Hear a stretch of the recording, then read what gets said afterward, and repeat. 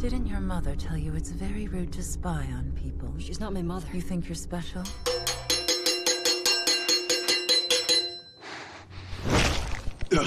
Tanya, remember me. Film ini bercerita tentang dongeng Slavia tentang penyihir yang gemar menculik anak-anak.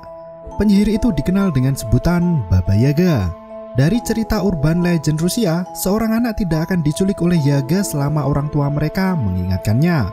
Namun, bila orang tua terlalu sibuk dan melupakan keberadaan anak-anaknya, maka giliran Baba Yaga yang akan mengambil hak asuh atas anak-anaknya itu. Setelah ibu Igor meninggal dunia, ia harus tinggal bersama ibu adik tirinya. Segalanya menjadi kacau ketika sang ayah menyewa pengasuh seksi untuk membantu istri merawat anak-anaknya. Hingga akhirnya Igor harus berurusan langsung dengan Baba Yaga. Mampukah Igor melawan si penyihir mengerikan? Berikut ceritanya.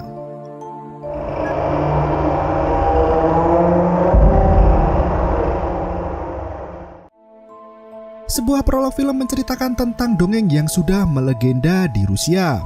Mereka percaya jika ada penyihir yang hidup di perbatasan dunia kehidupan dan dunia kematian. Penyihir itu akan menculik anak-anak dengan mengirim pengikut setianya yang bernama Naves. Naves berbentuk menyerupai burung dan setengah manusia.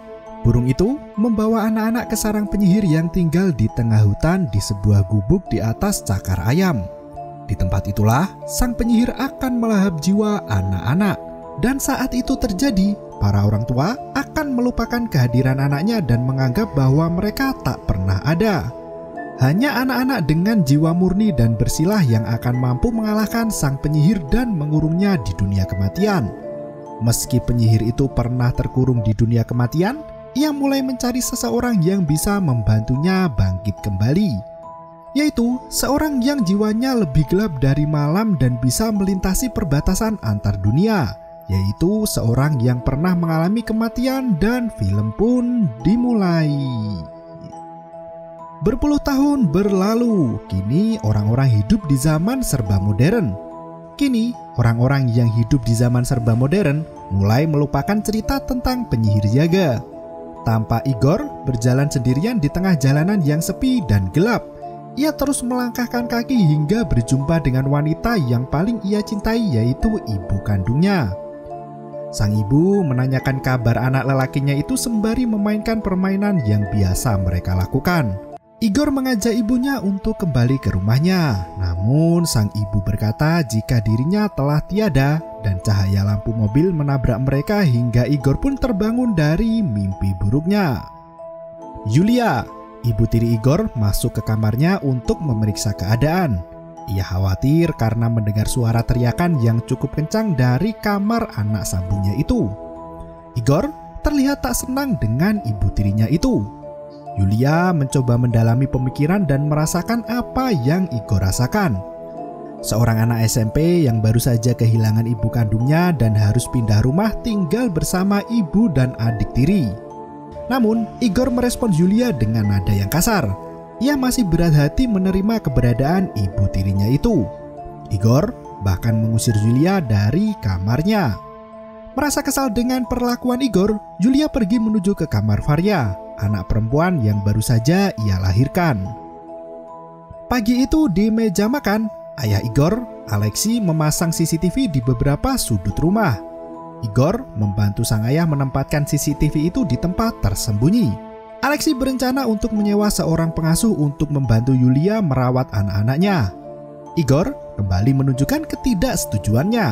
Ia berkata jika ibu tirinya tak pernah bekerja apapun dan menyewa pengasuh adalah hal yang sia-sia. Alexei menasihati anaknya jika ia tak cukup umur untuk mengkritik seorang wanita dewasa yang baru saja melahirkan anak. Namun, Igor sangat keras kepala. Ia malah emosi dan berkata jika Yulia bukanlah ibunya. Yulia keluar dari kamar Varya dan membuatkan sarapan untuk keluarga kecilnya itu. Igor menyempatkan diri untuk memeriksa kondisi adik tirinya yang mungil sebelum berangkat sekolah. Igor sebenarnya menyayangi adik sambungnya itu, namun di masa remaja, seorang anak sedang ingin menunjukkan aktualisasi dirinya. sehingga beberapa konflik muncul dalam setiap pengambilan keputusan keluarga. Sikap Igor yang demikian itu membuat Yulia semakin frustasi dan depresi berat. Alexei memeluk istrinya dan berkata jika ia akan selalu berusaha untuk mengatasi semua ini.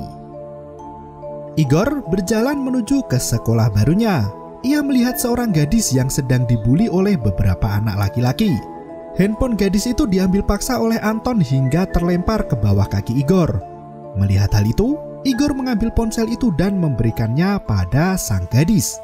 Merasa tak terima dengan tingkah heroik Igor, Anton pun langsung memukulnya hingga mulutnya berdarah. Gadis itu menghentikan Anton yang berhasil menjatuhkan Igor. Terdengar suara guru dari kejauhan menghentikan perkelahian mereka. Akhirnya, semua anak-anak itu pun masuk ke kelas masing-masing. Di rumah, Yulia tengah merajut sepatu untuk bayi kecilnya itu. Ia memandangi foto keluarganya yang ditempelkan di dinding bawah cermin. Yulia melanjutkan rajutannya sembari mengawasi gadis kecilnya itu. Waktu berlalu. Setelah pulang sekolah, Igor membuntuti gadis yang ia temui pagi tadi. Igor pun menanyakan nama anak itu. Ternyata namanya adalah Dania, biasa dipanggil Dasya. Seketika itu, Ibu Dasya datang dan menyuruh anak perempuannya untuk tidak dekat-dekat dengan laki-laki. Igor tak mempedulikan hal itu dan terus memandangi Dasya sembari memperkenalkan diri. Setelah memandangi gadis pujaannya masuk rumah, Igor bergegas pulang. Ia melihat adiknya tak ada di keranjang bayi. Igor masuk ke kamar Varia dan menemukannya duduk di sofa ibunya. Seorang pengasuh bernama Tatiana masuk ke kamar dan mengatakan bahwa Varia bisa jatuh bila didudukan di sofa. Pernyataan itu membuat Yulia ikut menuduh Igor. Yulia meminta Igor untuk tidak melakukan hal berbahaya pada adiknya. Igor hanya bisa mengatakan jika Varia sudah berada di sofa saat ia masuk ke kamar. Sambil memperkenalkan pengasuh barunya, Yulia masih menasihati Igor. Sepertinya ia tak mempercayai penjelasan Igor dan membuatnya kesal. Igor pergi ke kamar sambil berteriak jika ia tak membutuhkan seorang pengasuh. Dengan tampang jahat, Tatiana yang masih menggendong Varia berkata jika ia sudah terbiasa menaklukkan hati anak-anak dengan mudah. Saat Yulia meninggalkan ruangan itu, bayangan tangan mengerikan terlihat dari cermin kamar Varia. Adegan pun berganti. Siang itu, Igor stalking Facebooknya Dasya. Ia membuka galeri foto Dasya dan meminta berteman dengan akun gadis pujaannya itu. Saat ia sedang asik stalking, Igor mendengar suara berbisik dari luar kamarnya. Ternyata, Tatiana sedang membersihkan lantai dengan vacuum cleaner. Igor memperhatikan Tatiana dari jauh dan tiba-tiba Tatiana muncul dari balik pintu dan meminta Igor untuk tidak memata-matainya seperti itu. Entah mengapa, Tatiana mulai menakuti Igor dan berkata jika Igor harus mendapatkan pelajaran kedisiplinan agar menjadi anak baik. Mendengar ada orang yang masuk, Tatiana melepas kuku panjangnya dari pundak Igor. Ternyata Alexei baru saja pulang kerja. Segera, pengasuh seksi itu memperkenalkan diri dan berjabat tangan cukup lama dengan si empunya rumah. Pak Alexei sepertinya tergoda dengan keseksiannya. Setelah berganti pakaian, Alexei mengajak Igor untuk bermain basket di taman. Ia mengajak anaknya untuk berdiskusi dan mengobrol banyak hal. Ia juga menanyakan luka yang ada di bibir Igor. Dengan cuek, Igor berkata jika ia terjatuh di selokan dan membuat bibirnya terluka. Igor kembali memprotes kehadiran pengasuh baru di rumahnya itu. Ia merasa tak nyaman dengan kehadiran Tatiana. Alexei berkata, jika keputusan di dalam rumah biarlah ayah yang memutuskan. Namun, Igor justru semakin kesal dengan pernyataan intimidating ayahnya itu. Alexei mengejar Igor dan berkata jika dirinya hampir gila saat ibu kandung Igor meninggal. Sang ayah meminta Igor untuk memahami dan menerima apa yang terjadi dalam keluarganya itu. Ya, sebagai anak remaja yang belum cukup dewasa, perkataan sang ayah tentu sangat menyakiti hatinya. Ia merasa selalu dituntut untuk mengerti tanpa dirinya pernah dimengerti. Igor membanting bola basketnya hingga keluar dari pagar taman bermain. Terlihat seorang pria berdiri di pinggir pagar dan mengambil bola itu. pria misterius itu melemparkan bolanya pada Alexei dan berjalan masuk ke dalam hutan. Igor tampaknya penasaran dengan sosok pria itu, namun Alexei menyeret anaknya untuk kembali ke rumah. Malam harinya teror mulai terjadi. Igor yang terlelap dalam tidurnya itu dibangunkan dengan bunyi alarm CCTV di kamar adiknya. Ia membuka layar CCTV itu dan melihat ada sosok wanita menyeramkan berdiri di samping keranjang bayi. Igor langsung bergegas masuk ke dalam kamar adiknya, namun tak ada siapapun di sana. Ia kembali memeriksa layar CCTV dan melihat ada seorang wanita yang duduk di atas sofa ibunya. Wanita itu hanya terlihat di layar CCTV dan tak tampak di dunia nyata. Igor mengambil kamera CCTV dan mendekatkannya ke wajah si wanita itu. Dari belakang muncul tangan monster yang merangkak dari bawah keranjang bayi. Igor langsung berlari kembali ke kamarnya dan mengunci pintu kamarnya. Ia mengintip dari bawah pintu dan terlihat langkah kaki yang setengah manusia, setengah lagi kaki besi. Langkah kaki itu berjalan menuju ke kamar Igor dan menghentakkan kaki besinya dengan kencang, hingga membuat Igor merangkak ketakutan. Tiba-tiba, pintu kamar Igor terbuka sendiri. Ia melempar bola basketnya ke arah pintu dan ternyata mengenai kepala Yulia. Melihat hal itu, Alexei kembali mengajak bicara putranya. Igor menjelaskan semua yang ia lihat di CCTV. Namun, sosok hantu di rekaman CCTV itu sudah menghilang. Alexei mulai emosi dengan tingkah anaknya itu dan meminta Igor untuk segera pulih dari kesedihannya atas kematian ibunya. Igor semakin marah dengan ayahnya dan membuat Alexei pergi meninggalkan Igor sendirian. Saat Igor akan menutup pintu kamar, ia melihat bekas kaki besi yang ditancapkan sosok mengerikan itu di lantai pintu kamarnya. Dan esok pun tiba. Dasha sedang berbelanja di swalayan dekat rumahnya. Ternyata Anton bekerja di swalayan itu. Ia mengangkat beberapa keranjang buah untuk ditempatkan di rak toko. Cukup lelah dengan pekerjaan berat itu, Anton tak sengaja menjatuhkan beberapa buah dan membuatnya kena marah. Wanita parubaya mendatangi Anton dan memakinya habis-habisan. Wanita itu adalah orang tua asuh Anton. Merasa kesal dengan omelan si wanita, Anton mencuri uang dari jaket wanita itu sambil berkata jika uang itu adalah upahnya bekerja. Dasha yang melihat hal itu langsung pergi dari swalayan. Di luar, Igor sudah menunggu Dasha dan mengajaknya berteman. Dari belakang, Anton dan gengnya memergoki Dasha yang sedang bersama dengan Igor. Mereka langsung mengejar Igor dan Dasha hingga masuk ke dalam hutan. Mereka berlari sangat jauh hingga Anton terjerat tali merah yang membentang di sepanjang hutan rimba. Ia didatangi oleh pria misterius yang kala itu mengembalikan bola basket Igor. Pria itu bernama Mrahni. Ia merebut pisau yang ada di tangan Anton dan melepas jeratan tali merah dari kaki Anton. Pria itu meninggalkan Anton dan berpesan agar anak-anak itu tidak sembarangan masuk ke dalam hutan itu lagi. Anton dan teman-temannya membuntuti kemana pria itu pergi. Mereka menemukan rumah tua yang terlihat sudah rusak dan berantakan. Rumah itu adalah tempat tinggal Mrahni yang berprofesi sebagai arkeolog. Ia mencari artefak dan senjata sisa Perang Dunia II di hutan itu. Anton semakin tertarik dengan pria yang mengumpulkan senjata bersejarah itu. Sementara itu, Igor dan Dasha masih berjalan menuju ke tengah hutan. Langkah mereka terhenti ketika menemukan sebuah gubuk tua yang berdiri di atas tali berwarna merah yang membentang di antara pepohonan. Mereka masuk ke dalam gubuk itu untuk bersembunyi dari kejaran Anton. Igor dan Dasha menemukan sebuah tungku pembakaran dengan ukuran yang cukup besar. Dasha berkata jika neneknya pernah berkata tungku pembakaran itu dulunya digunakan untuk membakar orang hidup-hidup. Jiwa orang yang dimasak hidup-hidup dalam tungku itu dipercaya masih gentayangan di sekitar gubuk itu. Jiwa-jiwa itu akan memanggil nama orang yang berjalan di dalam hutan.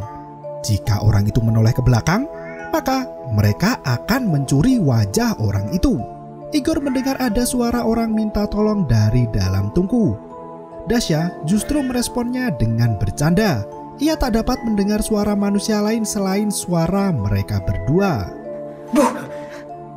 Di tempat lain, Yulia masih melanjutkan rajutannya. Siang itu cuaca cukup hangat dan membuatnya ketiduran. Saat ia terbangun, kamar itu sudah dipenuhi dengan benang rajut merah yang membentang memenuhi isi ruangan. Varia menghilang dari keranjang bayinya. Yulia mencari di kolong dan ada bola benang merah yang berguling ke arahnya.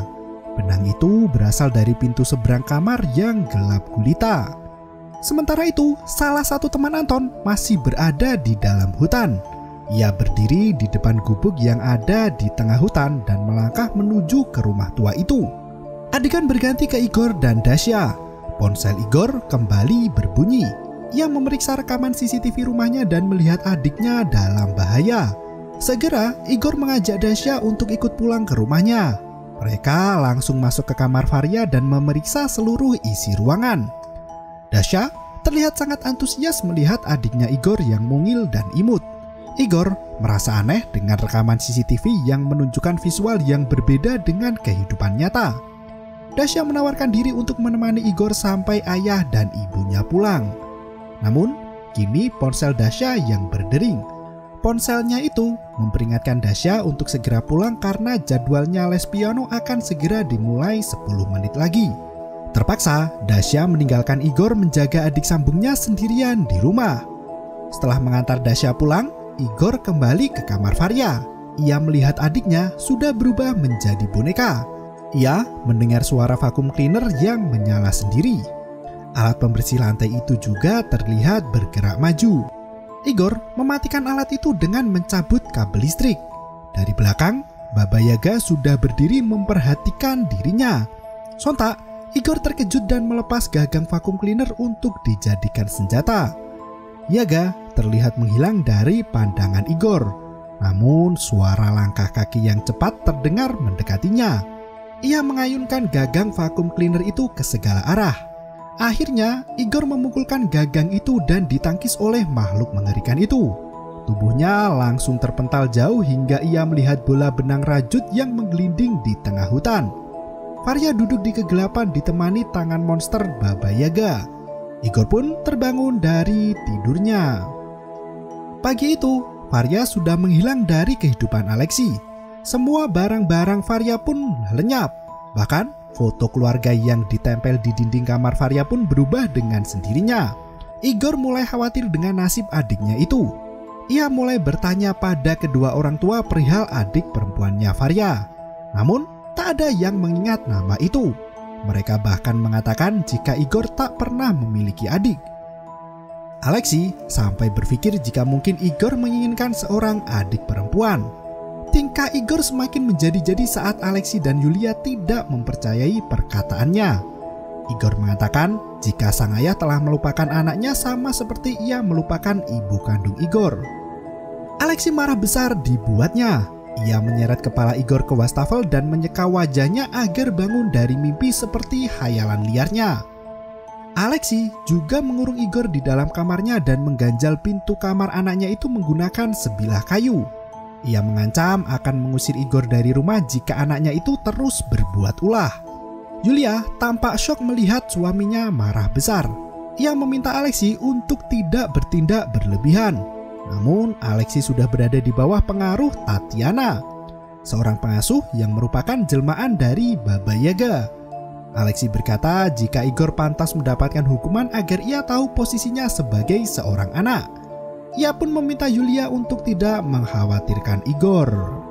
Sementara itu, Igor menghubungi Dasya untuk meminta bantuan. Dasya berkata akan menemui Igor di taman bermain 20 menit lagi. Saat Dasya akan keluar rumah, ibunya menghalanginya.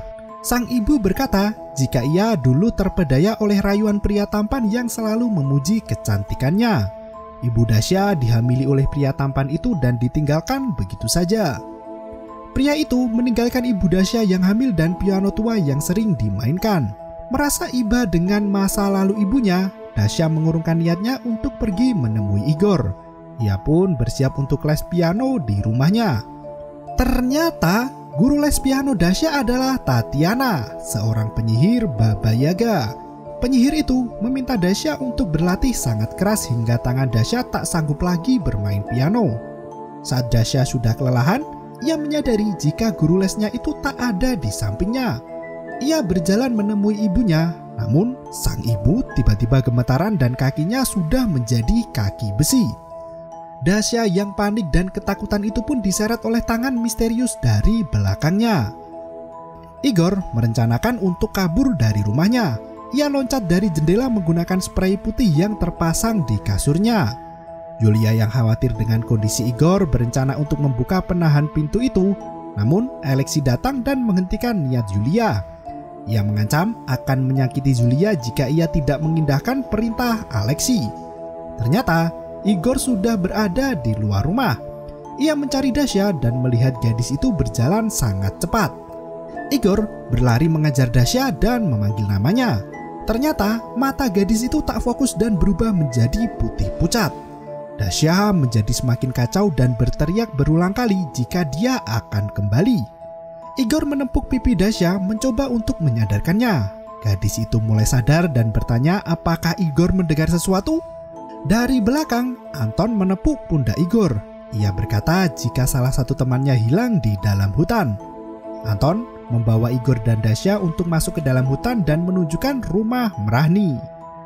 Mereka meminta Igor untuk mencari keberadaan Misha di dalam rumah itu. Igor menyelinap masuk ke dalam rumah itu lewat jendela. Ia memeriksa semua isi rumah yang menyeramkan itu. Banyak benda aneh yang bergelantungan di dalam rumah itu. Saat ia memeriksa di bawah kolong kasur, ada tangan yang menyentuh tangannya. Namun, Igor tak dapat melihat apapun dan hanya bisa merasakannya. Igor keluar dan memanggil teman-temannya untuk masuk ke rumah itu. Mereka menemukan foto dirinya masing-masing yang dipajang di dinding rumah itu. Dari luar, Mrahny sudah kembali dari hutan. Teman Anton yang menunggu di luar, Misha langsung kabur begitu saja. Igor menemukan foto Tatiana terpajang di meja rumah itu. Ya, pengasuh sekaligus guru piano yang sebenarnya adalah Baba Yaga. Anton, Dasya, dan Igor mendengar suara pintu yang terbuka. Anton mengira jika orang itu adalah Misha, namun ternyata Mrahny sudah pulang dari hutan. Mereka pun lari tunggang-langgang bersembunyi di antara barang-barang antik milik Pak Mrahny. Pria itu mengambil tongkat baseball dan mulai mencari keberadaan anak-anak itu. Ia menemukan Dasya dan langsung menyincing bajunya. Dari belakang, Anton dan Igor melawan pria itu. Dasya menembakkan senjata strum ke leher pria itu dan seketika Mrahny pingsan di tempat. Tanpa takut, mereka bertiga mengikat pria itu dan mulai mencari informasi darinya. Igor berkata apakah pria itu mengenal Tatiana? Pria itu berkata jika Tatiana adalah istrinya. Dia meninggal setelah putri mereka menghilang secara misterius. Ternyata Mrahny mengalami hal yang sama seperti Igor. Ia mengatakan jika anaknya tiba-tiba menghilang dan tak ada satu orang pun yang mengingat eksistensi anaknya itu. Setelah mengetahui Igor juga mengalami hal yang sama, akhirnya Mrahny menceritakan sebuah kronologi yang terjadi pada keluarganya. Di suatu pagi, Mrahny terbangun dari tidurnya. Ia merasa kehilangan sesuatu yang penting, namun sangat sulit untuk mengingat hal penting itu. Saat ia melihat lilin yang menyala di sebelah kasurnya, ia teringat pada mimpi yang terus menghantuinya, yaitu mimpi tentang putri kecilnya. Mrahny berkata jika penyihir jahat akan muncul ketika aliran listrik mulai terganggu. Setiap ada anak yang hilang, maka aliran listrik akan padam di daerah sekitar kota. Pak Mrahny mulai mengikuti anak-anak yang tinggal di dalam kota dan mengambil foto mereka untuk mencari siapa yang hilang.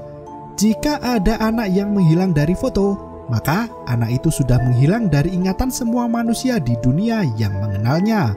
Itu adalah cara Pak Mrahny untuk membuktikan sudah berapa banyak anak yang menghilang.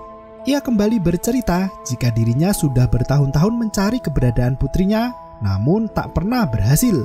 Sehingga ia pindah ke dalam hutan untuk mencari keberadaan anaknya. Hanya menemukan bentangan merah yang mengitari hutan. Dasya mulai mencari tahu tentang sosok itu dari internet ponselnya. Makhluk yang suka mencuri anak-anak dan tinggal di dalam hutan. Kisah yang dialami Mrahny dan Igor sangat mirip dengan iblis Slavia yang bernama Baba Yaga. Igor menuju ke arah peta dan ia bertanya pada Mrahny apakah ia pernah masuk ke dalam gubuk di tengah hutan. Pria itu berkata jika gubuk itu adalah bekas pembangkit listrik dan tak ada apapun di sana. Ia mengaku sudah memeriksa isi dalam gubuk tua itu. Igor berkata jika ada sesuatu di dalam gubuk itu. Anak-anak itu pun pergi meninggalkan Mrani dan melepas ikatan benang merah yang membentang di dalam hutan. Mereka mulai meragukan perkataan Mrani. Saat anak-anak itu pergi ke dalam hutan, aliran listrik di rumah Mrani mulai padam. Kaca jendelanya pecah hingga menggetarkan seluruh isi rumah. Pria itu segera melepaskan ikatan yang ada di tangan dan kakinya. Saat listrik rumahnya menyala, terlihat bayangan manusia di sampingnya. Bayangan itu mulai menyerang Pak Mrani hingga ia tersungkur di lantai. Mrani melawan makhluk itu, namun Baba Yaga berjalan mendekatinya dan mengatakan jika semua orang akan segera melupakan Mrani. Anak-anak masih berjalan menyusuri hutan dan masuk ke dalam gubuk. Igor langsung masuk ke dalam tungku pembakaran. Ia menemukan kumpulan kabel listrik yang terselip benang merah di dalamnya. Saat ia menyibak kabel-kabel itu, cahaya terang menyeretnya masuk ke dunia lain. Dasya masuk mengikuti Igor. Anton masih ketakutan dan berdiri di depan tungku. Ia melihat pintu gubuk itu terbuka sendiri. Anton yang ketakutan itu pun masuk ke dalam tungku menyusul Dasya dan Igor. Mereka bertiga tertidur di lantai gubuk. Anton cemburu melihat Dasya yang lebih memperhatikan Igor. Anton membuat ulah dan mengatakan jika Igor hanya ingin berduaan dengan Dasya di dalam hutan. Dasya malu dan marah mendengar perkataan Anton. Ia pergi berlari keluar dari gubuk itu, sedangkan Anton malah berkelahi dengan Igor. Foto keluarga Igor terjatuh ke tanah. Igor melihat Yulia menggendong Varya dalam foto itu. Igor berjalan menyusuri benang dan kembali pulang ke rumahnya. Dasya dan Anton juga pulang ke rumahnya masing-masing, namun tak ada siapapun di sana. Igor masuk ke dalam kamar Varya dan melihat ada Julia di depan cermin. Igor mulai menyentuh dan memanggil Yulia, namun hal itu sia-sia. Yulia sama sekali tak mendengar suara Igor dan pergi menemui suaminya. Alexei ternyata sedang membuat lubang di dinding rumahnya. Sementara itu, Dasya mulai diteror dengan makhluk yang ada di rumahnya. Makhluk itu adalah Eva, semacam Google Assistant yang dapat berkomunikasi dengan Dasya dari smartphone-nya. Dasya sering mengobrol dengan Eva dan mempunyai poster besar berisi gambar Eva. Gambar manekin itu tiba-tiba keluar dari poster dan mulai menyerang Dasya. Igor juga turut mendapatkan teror saat ia berkunjung ke rumah Dasya. Ia bertemu dengan makhluk manekin itu dan diserang dari belakang. Igor membanting ponsel Dasya dan berhasil melenyapkan sosok reality Eva. Dasya yang terperangkap di poster dinding kamarnya sendiri itu pun terselamatkan. Sambil memeluk Dasya, Igor berkata jika ia tahu di mana adiknya berada. Mereka berdua berjalan menuju ke rumah Pak Mrani di dalam hutan. Anton yang berada di toko swalayan ibunya memakan dan meminum semua yang ia mau di sana. Ia melihat sosok perempuan berjalan di sekitar toko. Tiba-tiba ia diserang sesuatu dan adegan berganti. Igor dan Dasya sudah di dalam rumah Mrani. Igor membuka spray kasur dan memeriksa di bawah kolong kasur itu. Tiba-tiba seorang anak perempuan keluar dari kolong kasur itu. Ternyata anak perempuan berambut pirang itu adalah anak Pak Mrani yang telah lama menghilang. Varya menangis di bawah tempat tidur. Igor yang mendengar suara tangisan itu pun langsung menghampiri adiknya dan berusaha menghentikan tangisannya. Anak Pak Mrani berkata jika Varya menangis sangat kencang di sarang penyihir. Seketika itu terlihat tumpukan kabel yang menutupi tubuh Anton. Gadis pirang itu kembali menjelaskan karakter sang penyihir. Ia berkata jika penyihir tak pernah bisa meninggalkan sarangnya. Seekor burung kasat mata yang menakutkan, Naves akan membawa anak-anak pada sang penyihir. Mereka seperti predator, bisa mengenali aroma dan merasakan darah. Saat mereka bercerita, bola mata Igor dan Dasya semakin memutih. Dasya mengajak Igor untuk segera pergi dari tempat itu. Si gadis pirang berkata jika Naves akan menangkap mereka terutama jika kabur di malam hari. Akhirnya mereka bersembunyi di bawah kolong kasur. Si pirang berpesan agar jangan meninggalkan kolong kasur itu karena mantel tebal akan menutupi aroma tubuh mereka. Terlihat Benda-benda di sekitar rumah itu mulai bergerak. Varya menangis sangat kencang, tak tahu situasi lagi genting. Gadis pirang itu justru keluar dari kolong kasur dan memukul Ketil dengan sendok untuk mengalihkan perhatian. Tiba-tiba tubuhnya terangkat ke atas. Sementara Anton sudah berada di sarang penyihir bersama dengan temannya yang hilang. Temannya berpesan pada Anton agar tidak banyak bergerak karena akan membangunkan si penyihir. Tiba-tiba, lilitan kabel itu mengangkat jasad manusia dan membuat Anton ketakutan. Mereka mencoba untuk melepaskan diri namun tak pernah berhasil. Setelah gadis pirang itu dibawa pergi, Dasya dan Igor keluar dari persembunyiannya. Mereka berencana untuk pergi dari tempat itu. Dengan membawa mantel yang ada di atas kasur, mereka berjalan keluar menuju ke gubuk berisi tungku pembakaran itu lagi. Di tengah perjalanan, Igor menghentikan langkahnya saat ia melihat ibunya berdiri di tengah hutan. Dasya tak melihat siapapun di sana. Namun, Igor tetap berlari mengikuti bayangan ibunya. Ia terjatuh di tanah dan Varya yang digendong sudah berubah menjadi boneka. Igor mulai mencari adiknya itu dengan membuka setiap bungkusan bayi yang tergeletak di tanah. Ternyata, itu hanyalah halusinasi Igor semata. Dasya menepuk pundak dan menyadarkan Igor selama ini Varya ada di hadapannya. Sementara itu, si gadis pirang datang untuk menyelamatkan Anton. Ia berkata jika dirinya sudah berkali-kali melarikan diri dari sarang penyihir itu. Gadis itu berkata jika mereka dapat melarikan diri saat si penyihir sedang makan. Anton sudah berada di tungku dalam gubuk. Igor dan Dasya sudah sampai di tempat itu. Mereka meminta gadis pirang untuk ikut bersama mereka, namun gadis itu mengatakan jika tak ada jalan untuk kembali ke dunia manusia. Dan benar saja, saat mereka masuk ke dalam tungku, tumpukan kabel yang menghalangi jalan tak bisa disingkirkan. Igor terus mencoba untuk menyibakkan kabel yang melilit jalan itu. Tiba-tiba, pintu kembali terbuka. Si gadis pirang menjelaskan jika hal itu mustahil terjadi kecuali Igor pernah mati sebelumnya. Igor adalah anak yang selama ini dicari oleh sang penyihir. Di dunia manusia, Merahni mulai putus asa dengan kehidupannya sendiri. Ia mematikan lilin anaknya dan melupakan keberadaan putrinya sendiri. Dalam dunia kematian, gadis pirang itu mulai menguap dan benar-benar lenyap. Dasya, Igor, dan Varya berhasil kembali ke dunia manusia. Mereka pergi dari hutan dan kembali ke rumah masing-masing. Sesampainya di rumah, Igor mencari ayah dan ibunya. Ia menemukan foto keluarga yang hanya ada Yulia dan Alexei. Dasya juga diusir dari rumahnya sendiri. Begitu juga Anton dan Pak Merahni yang telah melupakan anak kandungnya sendiri. Mengetahui ada yang aneh, Igor membuka penutup kepala Varya. Ternyata yang digendongnya adalah sebuah boneka. Dari belakang, Yulia bertanya pada Igor, siapa dia sebenarnya? Ingatan Yulia sudah hilang tentang anak-anaknya. Igor hanya bisa menangis melihat ibu tirinya duduk di depannya seperti orang tak saling mengenal. Yulia berkata jika ia sering memimpikan gadis kecil yang sedang menangis. Igor memberikan sepatu rajut Varya dan meminta Yulia untuk mengenang ingatan tentang anak gadisnya. Yulia mulai merekol sebagian kecil ingatannya saat memandangi wajah Varya. Igor pergi dari hadapan Yulia untuk menemui ayahnya. Entah kesurupan apa, Alexei justru menyerang Igor dengan membawa bor listrik di tangannya. Igor bersembunyi di dalam lemari dan melempar bola basket ke arah ayahnya. Ternyata, Alexei sudah lupa dengan anak kandungnya sendiri. Ia mencekik Igor dan menodongnya dengan bor yang menyala. Tiba-tiba, Yulia memutar bor itu hingga melukai tangan suaminya sendiri. Yulia berhasil mengingat eksistensi anak-anaknya dan meminta Igor untuk lari menyelamatkan diri. Igor menemui Dasya dan Anton di taman bermain.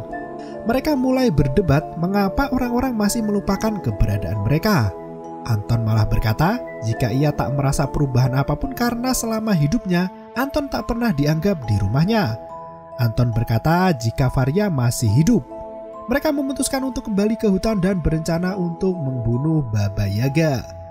Bertiga lagi-lagi masuk ke rumah Merahni tanpa izin. Igor menyalakan lilin Merahni dan memintanya untuk mengingat keberadaan anaknya lagi. Dengan lilin yang menyala itu, Merahni memutar kenangannya bersama si gadis pirang anaknya. Akhirnya mereka semua bersiap untuk menjemput Varya dan anak Merahni. Dasya, Anton, dan Igor masuk ke dalam tungku. Dari luar, Baba Yaga sudah memperhatikan. Ternyata istri Mrani, Tatiana, adalah penyihir yang mereka cari. Penyihir itu langsung menerkam Pak Mrani dan mengunci tubuhnya. Anak-anak sudah berada di sarang Baba Yaga. Igor melihat ibunya sedang menggendong bayi. Tanpa ia sadari, Dasya dan Anton matanya sudah menjadi pucat. Ibu kandung Igor berkata jika ia bisa hidup bersama Igor di dunia kematian. Igor akhirnya menyadari jika ibunya sudah lama meninggoy. Jasad ibunya itu langsung berubah menjadi makhluk mengerikan dan berteriak kencang hingga memekakan telinga. Baba Yaga mulai menunjukkan bakat terpendamnya, yaitu membunuh dengan pensil. Maksudnya bermain tali. Benang merah tebal menyelimuti tubuh anaknya itu hingga menjerat leher. Di dunia manusia, Pak Mrani mencoba untuk menyadarkan istrinya itu. Ia meminta sang istri untuk mengingat keberadaan putri mereka. Ternyata Tatiana selama ini bekerja sebagai Nafes, yaitu burung yang membawa anak-anak ke dalam sarang Baba Yaga. Ia berkata jika Yaga akan mengembalikan putrinya setelah ia memberikan Igor padanya.